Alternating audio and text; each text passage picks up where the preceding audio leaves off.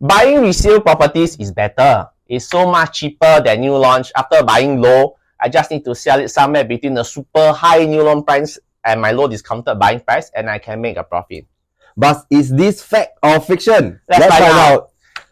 With such strong momentum in new launches at higher PSF compared to resale property, it is very common for us to receive feedbacks from buyers that since the price gap between resale and new launch is so huge, they should buy resale instead and use the new launch price as a benchmark to sell their resale at a profit. Before we jump into conclusion, we need to understand how prices are determined. For new launches, everybody buys the units in the development at a fixed set of prices set by the developers, with the variations determined by their floor levels, facing, and layout. And developers have to price it to sell or face potential drawbacks, which we will cover in the future videos.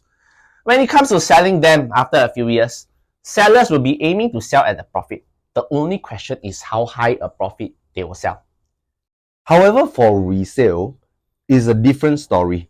When you buy into a resale, you will be likely buying at a price higher than your neighbors.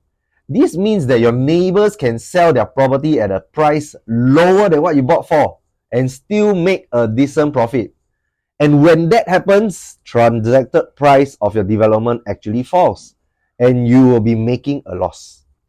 We will now run through two real-life examples to show you this actually happening in real life. In our first case study, let us look at Water Place in Tanjong Rhu.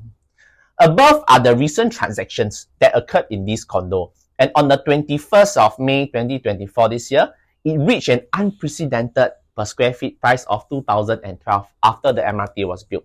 It may seem like a good price because Arena East nearby is likely launching above 2006 per square feet, and Mayor Blue just across the road sold above 3000 per square feet. But here's a catch.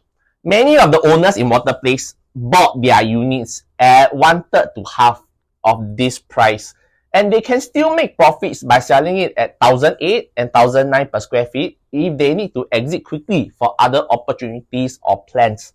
And that was exactly what happened as seen above. If you are the buyer buying at 2000 per square feet, imagine the potential paper loss you may be making at this point. This is unlikely to happen in a new launch.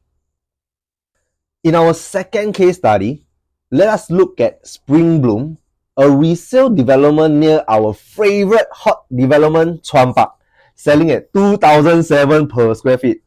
You may be thinking, if I can buy Spring Bloom nearby at just 1006 PSF, why do I need to buy Chuan Park at 2007? Nothing can be further from the truth.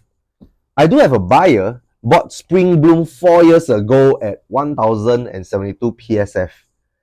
If my buyer identify an opportunity in the market, he can easily exit his unit at 1004 to 1005 PSF and still make a 40 to 50% profit in these 4 years. By then, you will be the buyer who entered Spring Bloom at close to 1006 PSF. This will become a potential paper loss from a fall in transacted price. This will not happen in a new launch. To summarize, profitability of a property is never about how much cheaper resale is or how much higher new launches are selling, but the patterns of transactions happening inside a development, how they happen, and why they happen. We hope you enjoy this sharing. See you!